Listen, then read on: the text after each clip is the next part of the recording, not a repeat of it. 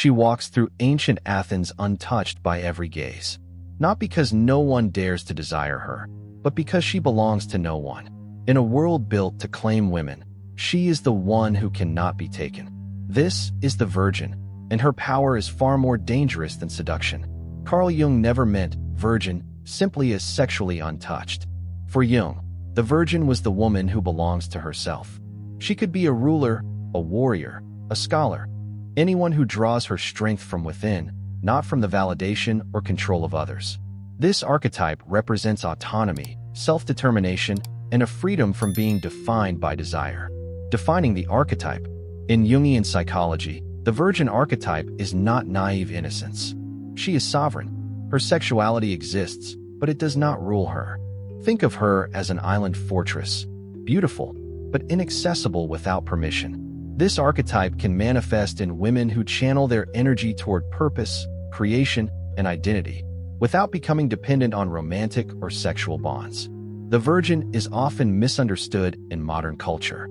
In an age that confuses sexual availability with empowerment, the virgin's refusal to perform for approval is seen as arrogance, coldness, or repression. But in Jung's framework, this is a profound form of power, eros sublimated into self-mastery. History's virgins. One of the most famous embodiments of this archetype was Artemis, the Greek goddess of the hunt. She roamed the forests, bow in hand, surrounded by her companions, answering to no man, not even Zeus.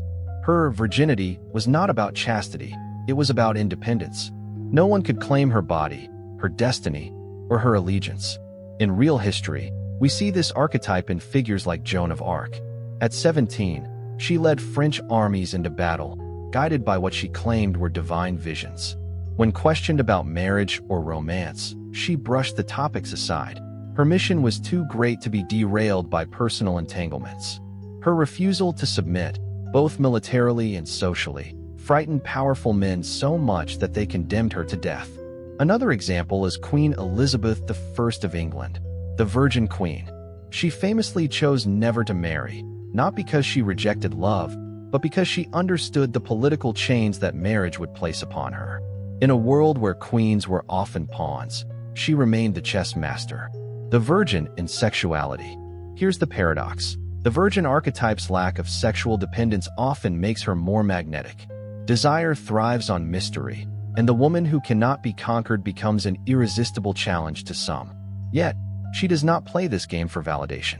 Her power comes from knowing that her worth is not tied to being chosen. She has already chosen herself. In relationships, the virgin archetype can be a force of transformation.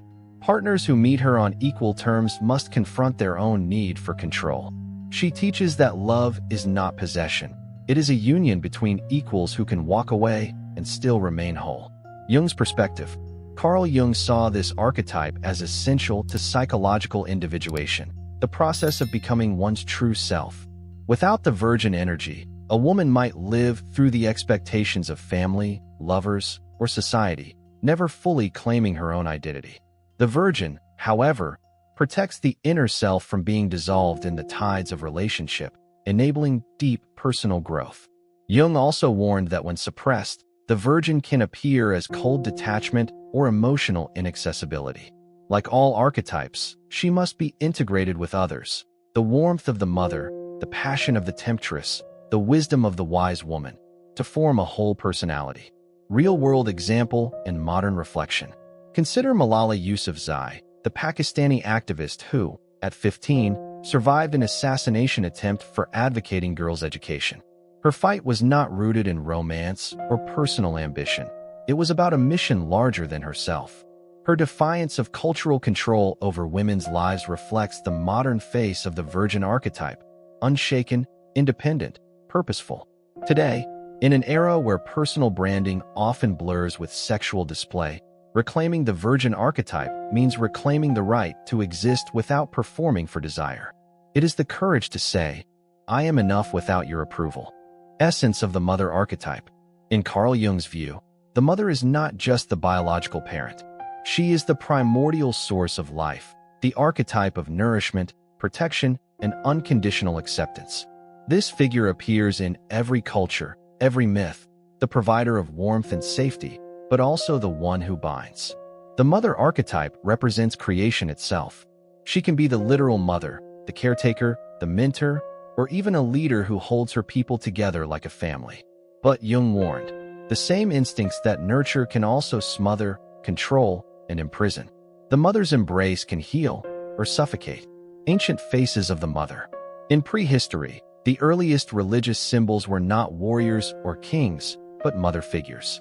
Archaeologists have uncovered small figurines, like the famous Venus of Willendorf, depicting round, fertile bodies, carved over 25,000 years ago. These figures were not about beauty, but abundance and survival. In a time when life was fragile, the image of the mother was the image of hope. In Greek mythology, Demeter, goddess of the harvest, was revered not only for feeding humanity, but for her relentless search for her daughter Persephone, stolen into the underworld. Her grief turned the earth barren, her joy restored spring. In this myth, we see the mother's dual power, the ability to give life and the ability to withhold it. The mother in history. History is full of women who embodied the mother archetype on a grand scale. Consider Catherine de' Medici, Queen of France in the 16th century.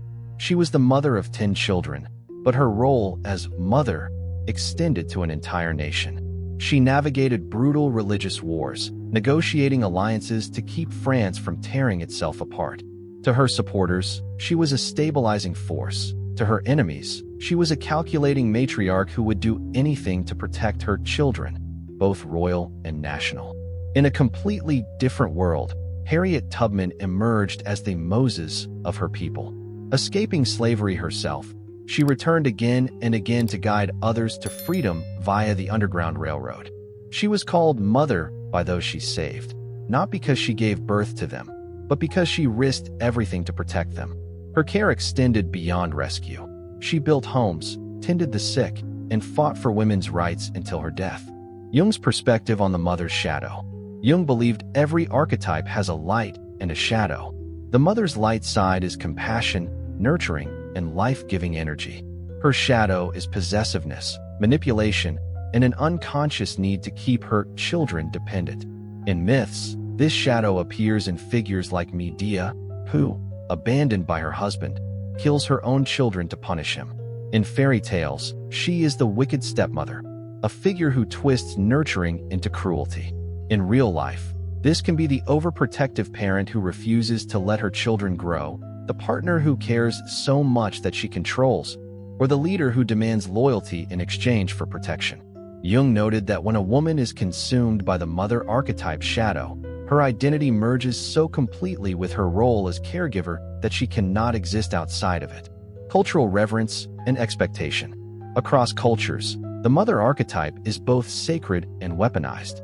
In Catholicism, the Virgin Mary is revered as the ultimate holy mother, pure, loving, interceding for humanity. She is not depicted in sensual terms, but in the quiet, infinite tenderness of a mother's gaze.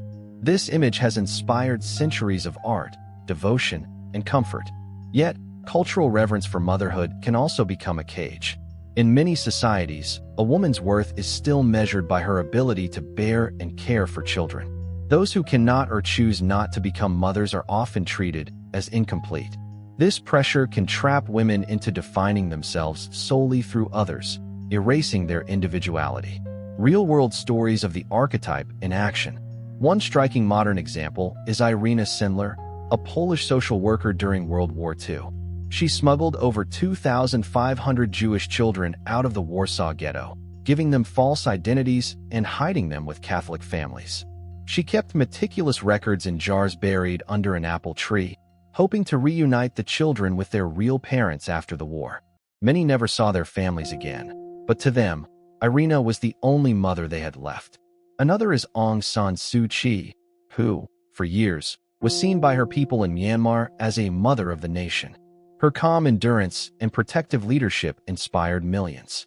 Her story, however, also demonstrates the fragility of archetypes in politics. As her later actions drew criticism, the idealized mother image cracked, revealing how public perception shifts when the archetype is no longer perfectly embodied. The mother and sexuality. In Jungian terms, The mother archetype is often thought to transcend sexuality, focusing instead on protection and nourishment. But this is not entirely true. In many ancient cultures, motherhood and sexuality were intertwined. Fertility goddesses like Isis in Egypt or Ashura in the Near East were both life-givers and sexual beings. However, in more recent centuries, particularly in Western traditions, the pure mother and the sexual woman became split into opposing categories, the Madonna and the whore. This cultural split has distorted the archetype, creating a false image of mothers as entirely desexualized beings. Jung would argue that this repression only feeds the shadow, creating imbalance in the psyche. The mother in the modern world. Today, the mother archetype shows up not only in families but in businesses, activism, and community leadership. We see it in the teacher who stays late to mentor struggling students, the nurse who works double shifts through a pandemic, the activist who fights for clean water in her village. Social media has amplified the archetype in new ways. Online communities often have mother figures, influencers or leaders who guide, comfort, and sometimes fiercely protect their followers. But the digital space also magnifies the archetype's shadow, creating echo chambers where loyalty is demanded and independence discouraged. The challenge, Jung might say, is to embody the mother archetype without losing the self in it, to nurture without controlling, to protect without imprisoning. In Jung's framework, the Temptress is the embodiment of erotic power, allure, and the capacity to influence through desire. She is not merely a seducer in the sexual sense. She is a force that disrupts order, bends wills, and reshapes destinies through the magnetism she exerts. This archetype thrives on the interplay between attraction and danger, pleasure and destruction. The Temptress appears in myths as the woman whose beauty or charm causes kingdoms to fall, heroes to betray their oaths, and rulers to abandon reason. Jung saw her as an unavoidable psychic reality, the external projection of the anima in her most intoxicating and destabilizing form. Myth and legend. In Greek mythology, Helen of Troy is perhaps the most famous temptress. Said to be the face that launched 1,000 ships, her abduction, or perhaps elopement, with Paris ignited the Trojan War. Whether she acted out of love, desire, or manipulation, her role embodies the power of attraction to shape history itself. Another is Circe, the sorceress who used both beauty and magic to transform men into animals. Her enchantment was not only sexual, it was about control, the ability to reduce warriors into sumph. In the Bible, Deli Sadu, the historical temptress. History offers its own gallery of temptresses, women whose charm altered the course of nations. Cleopatra VII of Egypt was not only a political strategist, but a master of allure. Ancient writers depict her not merely as beautiful, but as possessing a voice, intelligence, and charisma that enthralled Julius Caesar and Mark Antony. Her ability to entwine political ambition with romantic and sexual entanglement kept Egypt independent for decades against the expanding Roman Empire. Mata Hari, a Dutch exotic dancer in the early 20th century, used her image as a mysterious seductress to move between military officers, diplomats, and aristocrats during World War I. Accused of being a spy, she was executed by the French, though historians still debate whether her guilt was proven or whether she became a scapegoat because her sensuality made her an easy target. In a more modern context, figures like Monica Lewinsky have been cast by media narratives into the temptress role, regardless of whether the reality matches the archetype. This reflects how societies often use the temptress image to explain or blame political downfalls. Jung's view on the temptress. Carl Jung considered the temptress an essential and dangerous archetype. She embodies the raw force of eros, the life instinct, which, if unintegrated, can overwhelm reason and destabilize the psyche. Jung saw her as a projection of a man's unconscious, the anima in its most alluring and destructive form, but also as a psychological energy women can consciously or unconsciously inhabit. The temptress draws power from the universal human vulnerability to desire. Her presence forces individuals to confront their own impulses, moral boundaries, and hidden longings. In this sense, she is not evil in herself. She is a mirror reflecting what lies dormant in others. Light and shadow of the archetype. In her light form, the Temptress inspires passion, awakens creativity, and breaks stagnant structures. She can bring people into contact with parts of themselves they have suppressed: sensuality, vitality, emotional depth. In mythology, this side appears in goddesses like Aphrodite, who brings joy and beauty, uniting lovers and inspiring artists. In her shadow form, she manipulates, ensnares, and destroys. The Temptress can drain energy, derail ambitions, and pull others into obsession. This is not always intentional. Sometimes the destructive effect comes simply from the overwhelming nature of the attraction she generates.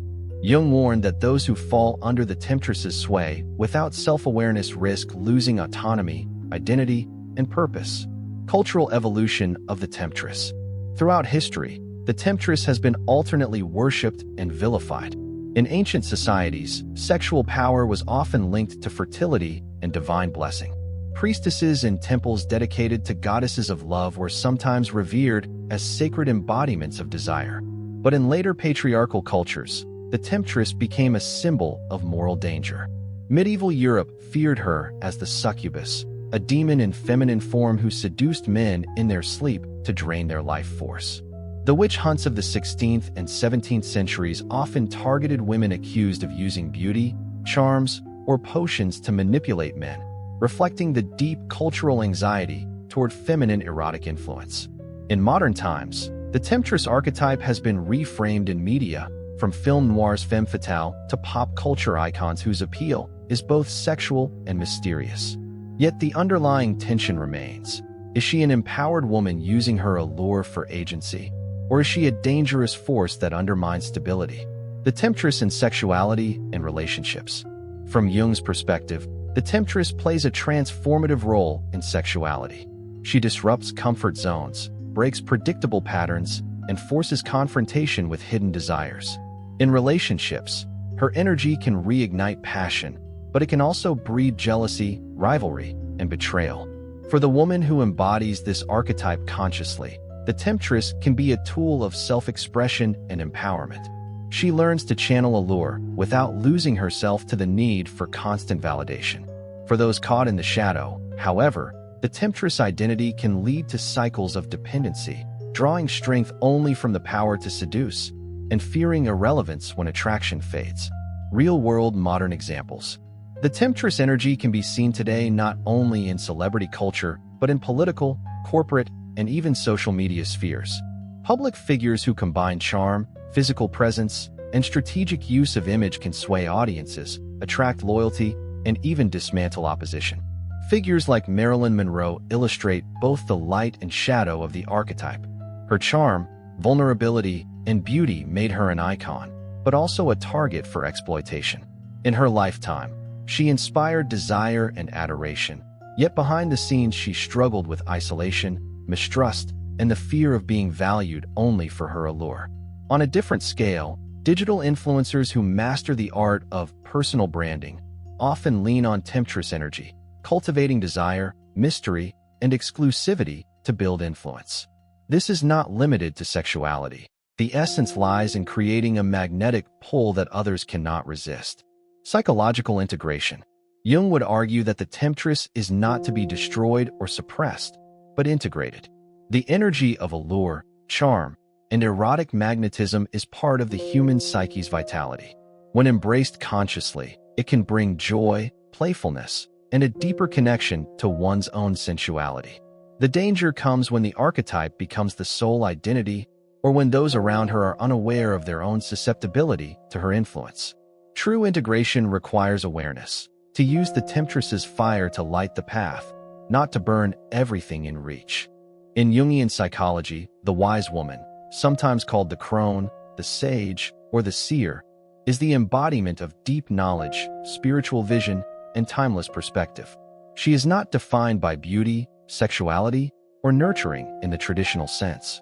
Instead, her power lies in seeing the patterns beneath events, guiding others through intuition sharpened by experience.